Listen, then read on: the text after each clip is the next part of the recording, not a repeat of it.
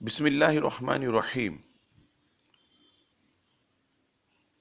کسی نے سوال پوچھا کہ دل کی بے سکونی یا دل سے یا گھبراہٹ سے دل ڈوبا جا رہا ہو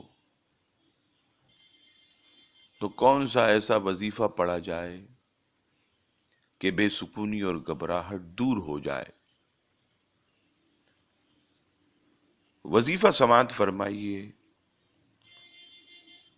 اگر کسی کا دل گھبراہٹ سے ڈوبا جا رہا ہو یا دل سکون میں نہ ہو تو وہ 100 مرتبہ یا سلام یا اللہ، یا سلام یا اللہ، یا سلام یا اللہ یہ پڑھے۔ انشاءاللہ تبارک و تعالی اس کی برکت سے گھبراہٹ بھی دور ہوگی اور اس کے دل پر سکینہ نازل ہوگا۔